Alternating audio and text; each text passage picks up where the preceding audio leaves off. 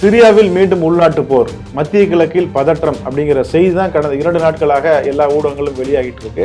அங்கே என்ன நடக்குது, தற்போதைய பிரச்சனை என்ன அப்படிங்கிற சம்பந்தமாக 5 முக்கியமான விஷயங்களை இந்த வீடியோவில் நம்ம பார்க்கலாம். இது உங்கள் முகமது பொலிட்டிக்கல் ஷோ.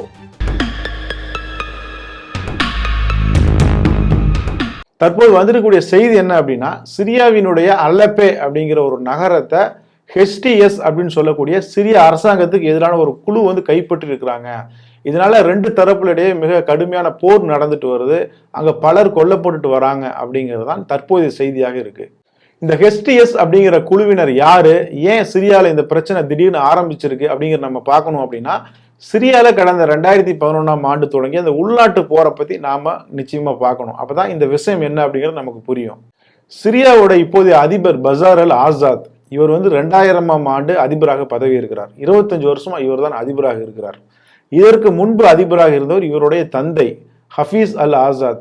இவர் பார்த்தீங்கன்னா 30 ஆண்டுகளாக தொடர்ந்து அதிபராக இருந்தவர். இப்போ இவங்களுடைய இந்த குடும்ப ஆட்சிக்கு எதிராக 2011ஆம் ஆண்டு அரபு வசந்தம் அப்படிங்கிற பெயர்ல சிரியாவில் ஒரு பெரிய போர், உள்நாட்டு போர் ஏற்படுது. அரபு வசந்தம் அப்படிங்கிற பெயர்ல 2011ஆம் ஆண்டு பல அரபு நாடுகள்லையும் பிரச்சனை ஏற்பட்டது. எகிப்து உள்ளிட்ட பல நாடுகளையும் பிரச்சனை ஏற்பட்டது. அது என்ன பிரச்சனை அப்படின்னா, நீண்ட நாட்களாக ஆட்சியில் இருக்கக்கூடிய அந்த ஆட்சியாளர்களை அகற்றிவிட்டு ஜனநாயக ரீதியான ஆட்சியை அமைக்க வேண்டும் அப்படிங்கிற கோரிக்கையை வலியுறுத்தி தான் இந்த அரபு வசந்தம் அப்படிங்கிற பிரச்சனை ஏற்பட்டது. அது 2011ஆம் ஆண்டு சிரியாவில் பார்க்கும்போது அது ஜனநாயக போராட்டம் அப்படிங்கிறதெல்லாம் தாண்டி ஒரு பெரிய உள்நாட்டு போராக அது வெடித்ததை நம்ம பார்க்க முடிஞ்சது. இந்த உள்நாட்டு போருக்கு பாத்தீங்கன்னா முக்கியமான 2 காரணங்கள். ஒன்று என்னன்னா, நீண்ட நாட்களாக ஆட்சியில் இருப்பவர் அகற்றணும் அப்படிங்கிற ஒரு கோரிக்கை எல்லா மக்களிடம் பொதுவாக எழுந்தது. இன்னொரு பிரச்சனை பார்த்தீங்க அப்படின்னா, சிரியாவினுடைய அதிபர் ஆசாத் அவர் சியா பிரிவை சேர்ந்தவர். ஆனா அங்கு வாழக்கூடிய பெரும்பான்மை மக்கள் சன்னி பிரிவை சேர்ந்தவங்க. எனவே இந்த சன்னி பிரிவை சேர்ந்தவர்களை கேதர் பண்ணணும், அவங்களை அணிதிரட்டும் அப்படிங்கிறதுக்காக சவுதி அரேபியா உள்ளிட்ட நாடுகள் எப்படின்னா இது ஒரு சியா சன்னி பிரச்சனையாக அவங்க முன்வைத்தாங்க. அதனை ஏற்று பார்த்தீங்கன்னா அவங்களுக்கு அமெரிக்கா, இஸ்ரேல் சப்போர்ட்டும் பண்ணாங்க. இதுதான் இந்த உள்நாட்டு போருக்கு மிக முக்கியமான ஒரு, அதாவது இந்த எதிர்கட்சி படைகள் மிக வலிமையாக ஆனதுக்கு இது ஒரு முக்கியமான காரணமாக இருந்துச்சு. மூன்றாவதாக, இந்த சிரியாவினுடைய உள்நாட்டு போர் எவ்வளவு கொடூரமானது அப்படின்னு நீங்க பார்த்தீங்கன்னா, கிட்டத்தட்ட 6 லட்சம் மக்கள் கொல்லப்பட்டாங்க. இன்றைக்கு நம்ம காசாவில் சொல்றோம் பார்த்தீங்கன்னா, இதை விட 10 மடங்கு மக்கள் சிரியாவினுடைய உள்நாட்டு போர்ல கொல்லப்பட்டாங்க. 2 தரப்பினராலையும். அது அரசு தரப்புலையும் நிறைய உயிரிழப்புகள் ஏற்பட்டது. ஆப்போசிட் தரப்புல அதை விட பயங்கரமான உயிரிழப்புகள் ஏற்பட்டது. கிட்டத்தட்ட 67 லட்சம் மக்கள் உள்நாட்டிலேயே அகதிகளாக ஆக்கப்பட்டாங்க.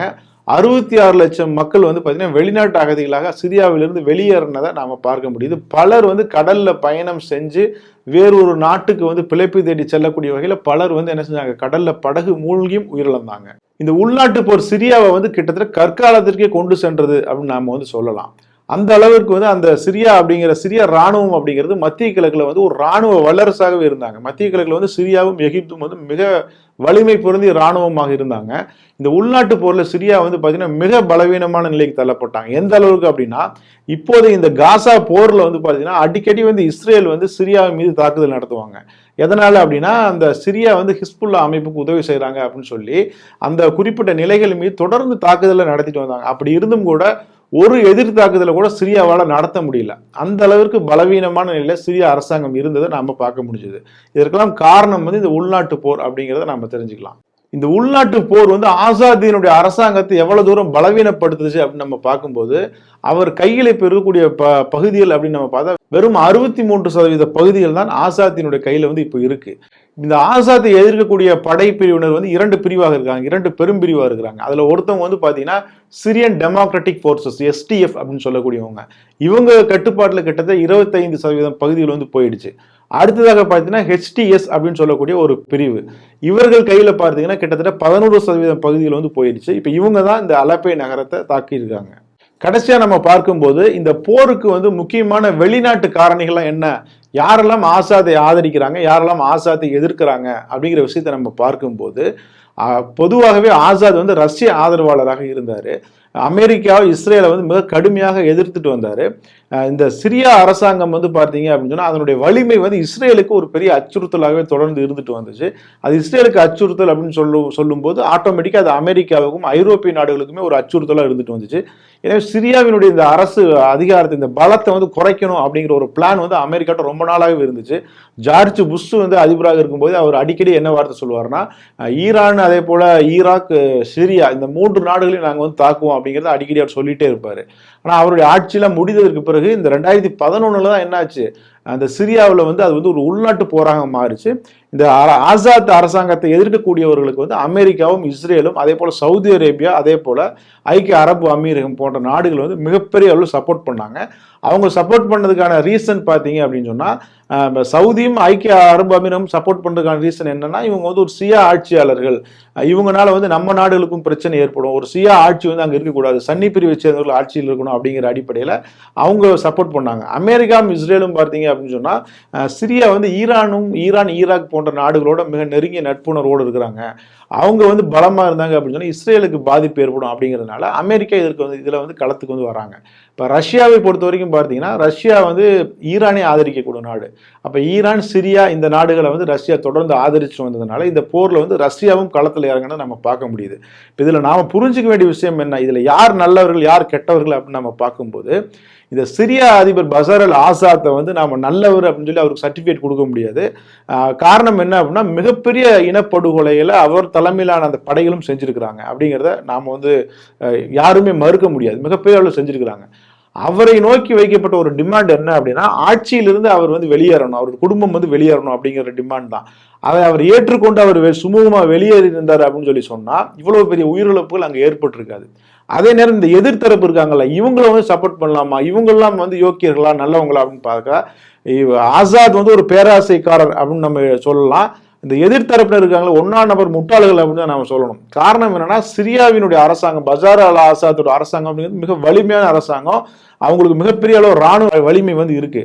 அந்த அந்த பஷார் அல் ஆசாத்தை அந்த பதவியிலிருந்து விரட்டுறதுங்கிறது அவ்வளவு சாதாரண விஷயம் இல்லை.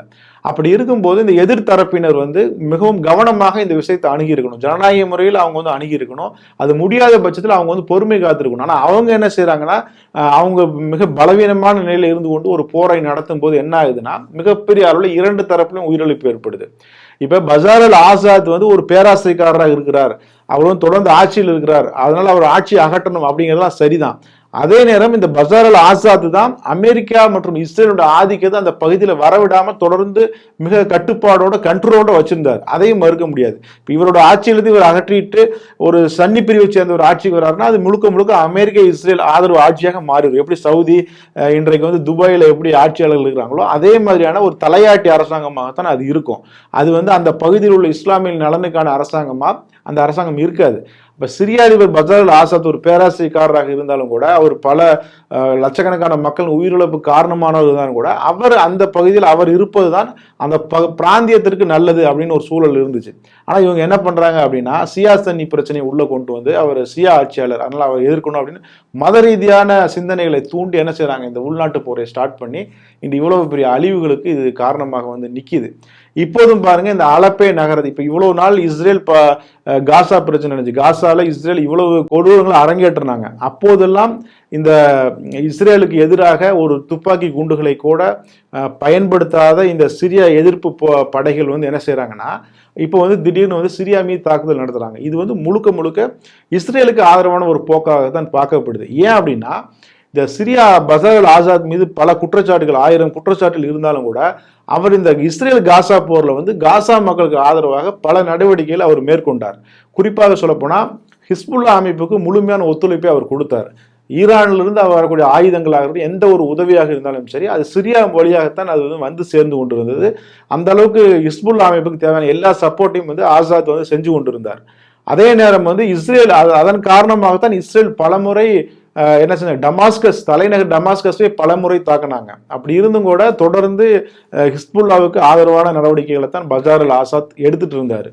இந்த சூழல்ல தான் இந்த போர் அப்படிங்கிறது எப்படி பார்க்கப்படுது அப்படின்னா முழுக்க முழுக்க இஸ்ரேலுடைய தூண்டுதலின் பேரில், அதாவது ஈரானை பழி வாங்கணும் அப்படின்னா ஈரானுடைய கூட்டாளிகளை பழி வாங்கணும். ஈரானுடைய முக்கியமான கூட்டாளியாக இந்த பஷார் அல் ஆசாத் இருக்கிறாரு.